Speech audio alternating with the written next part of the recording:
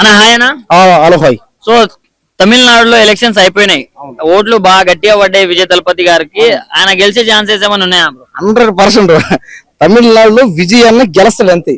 100% ఇది దేనికి 238 ప్లేసుల్లో పోటీ చేసాడు ఒక్కడే.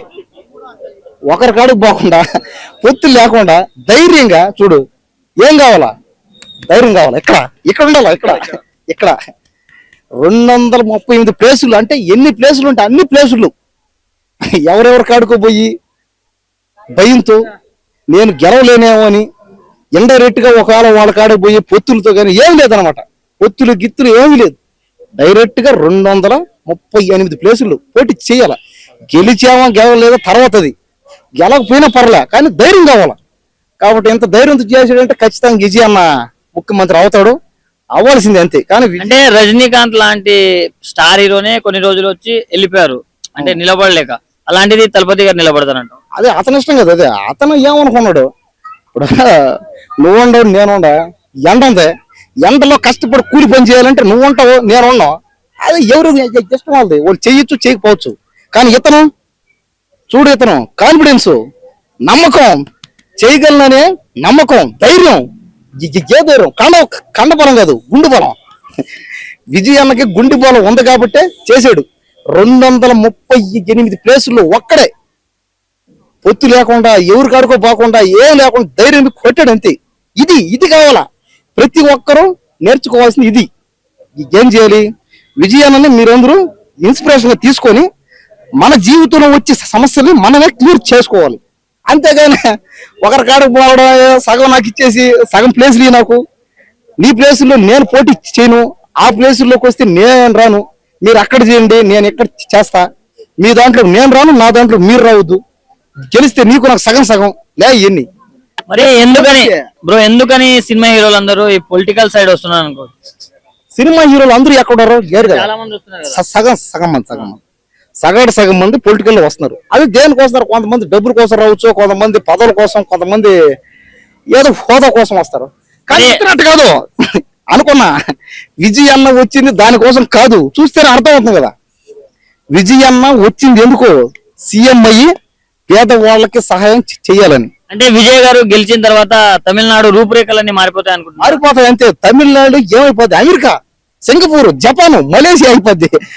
ఏమైనా అయిపోవచ్చు. అంటే ఏంటంటే డెవలప్మెంట్ అవుతుంది. ఏమో అయితే చెప్పలేం కదా. ఇప్పుడు చాలా మంది ఏమన్నారు, సింగపూర్ చేస్తా అంటారు, ఏది రాష్ట్రాన్ని సింగపూర్ చేస్తా అంటారు, అమెరికా చేస్తా అంటారు, జపాన్ చేస్తా అంటారు. అతను కూడా అదే అన్నాడు. చేస్తాడేమో చెప్పలేం కదా. ఒకవేళ అయితే, ఒకవేళ చేస్తే. కాబట్టి నమ్మకం ఉండాలా, ధైర్యం ఉండాలా, ఏదైనా పని చేస్తే కాన్ఫిడెన్స్ ఉండాలి. ఇక్కడ ఉండాలి. ఇక్కడ ఎంత మెజారిటీతో గెలుస్తారు అనుకుంటున్నారు?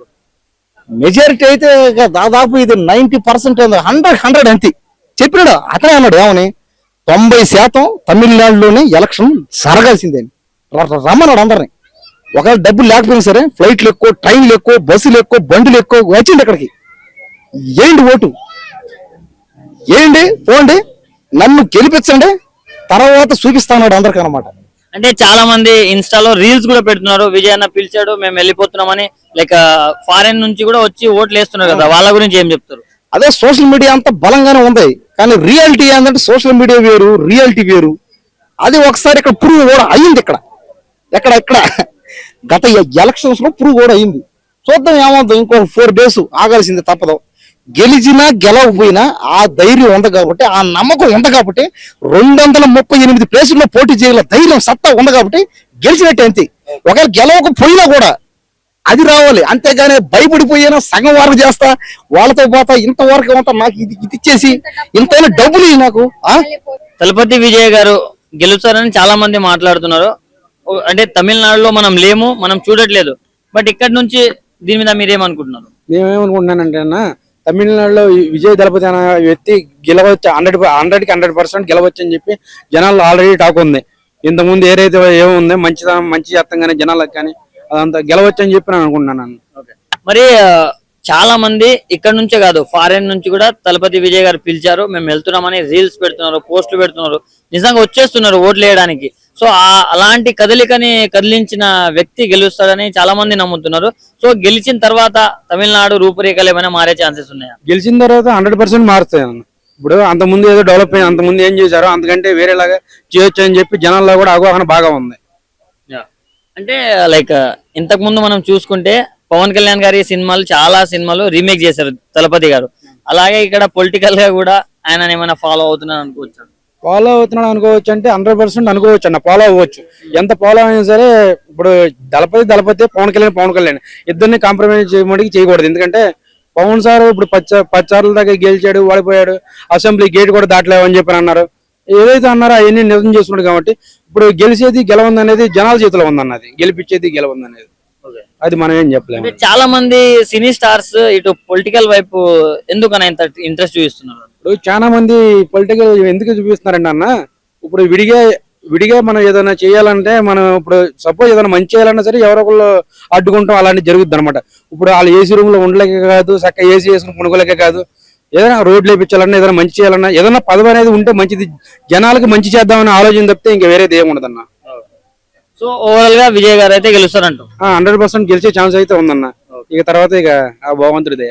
విజయ్ తలపతి గారు గెలుస్తారని చాలా మంది గట్టిగా నమ్ముతున్నారు. ఓట్లు బాగా పడ్డాయంట. సో దాని గురించి ఏమంటారు అక్క? గెలవాలని చెప్పేసి నేను అనుకుంటున్నా అండి. బికాస్ ఆయన ఫ్యాన్ ఫాలోయింగ్ కూడా బయట చాలా ఎక్కువనే ఉంది. బికాస్ అందరికి హెల్ప్ చేస్తాడు. చాలా మంది అంటే ఫ్యాన్స్ ని దూరం కొట్టాడు, అందరినీ హద్దుకున్నాడు, తన దగ్గర తీసుకుంటాడు. సో సీఎం అయ్యే క్వాలిటీస్ అన్ని తన దగ్గర ఉంది కాబట్టి సో అవ్వాలని చెప్పేసి నేను మనస్ఫూర్తిగా కోరుకుంటున్నాను. అంటే అభిమానులు కావచ్చు, వేరే వాళ్ళు కావచ్చు, లైక్ వేరే దేశాల్లో ఉన్నా కూడా, ఫారెన్ లో, యుఎస్ లో, లండన్ లో అక్కడ ఉన్నా కూడా అక్కడ నుంచి జస్ట్ ఓట్ వేయడం కోసమని తరలి వస్తున్నారు. సో ఆ అభిమానం గురించి ఏం చెప్తారు? అతను అంత అభిమానం ప్రజల నుంచి వచ్చిందంటే అతను కూడా ఎంతో కొంత ప్రజలకు ఇచ్చిండు కాబట్టి అభిమానం అనేది అక్కడ నుంచి వస్తుంది. కాబట్టి వాళ్ళు ఏ రాష్ట్రాల్లో ఉన్నా, ఏ దేశంలో ఉన్నా ఇతని కోసం రావడం జరుగుతుంది. సో ఓట్లు వేస్తున్నారు. సో ఎండ్ ఆఫ్ ద మనకు కావాల్సింది ఏంటిది? సీఎం. మనకు కావాల్సింది ఏంటి? మనకు ఏదైతే నీడ్ ఉందో మన నీడ్ గురించి తెలుసుకొని స్టాండ్ తీసుకొని మనకు హెల్ప్ఫుల్ అవ్వదే సీఎం అంటారు, లైక్ ఏదైనా అంటారు కదా. అంటే విజయ్ గారు గెలిచిన తర్వాత తమిళనాడు రూపురేఖలన్నీ మారిపోతాయని నమ్ముతున్నారా మీరు? నేను స్ట్రాంగ్ గా బిలీవ్ చేస్తా ఇదైతే. బికాస్ తను చూసుకుంటే లైక్ సెల్ఫిష్ లాగా ఏమనిపించాడు విజయ్ తలపతి గారు. సో తను ప్రజలకి ప్లస్ అవుతాడు. సో వాళ్ళ ప్రాబ్లమ్స్ తెలుసుకొని వాళ్ళకి హెల్ప్ చేస్తాడు అని చెప్పేసి నేను అనుకుంటున్నాను. అంటే ఇప్పుడు మనం ఇది కోఇన్సిడెన్స్ అనుకోవచ్చు, ఏంటో తెలియదు కానీ పవన్ కళ్యాణ్ గారు బడా స్టార్ మన దగ్గర, అక్కడ విజయ్ గారు స్టారే. ఆయన లైక్ పవన్ కళ్యాణ్ చేసే మూవీస్ అన్ని రీమేక్ చేస్తారు ఎక్కువ. సో ఆ మూవీస్ లో ఫాలో అయ్యారు. Plus same at the same time ఇప్పుడు పోటీ చేయడంలో కూడా రెండు దగ్గర పోటీ చేస్తున్నారు, 2 చోట్ల పోటీ చేస్తున్నారు. దాన్ని ఎలా చూస్తారు?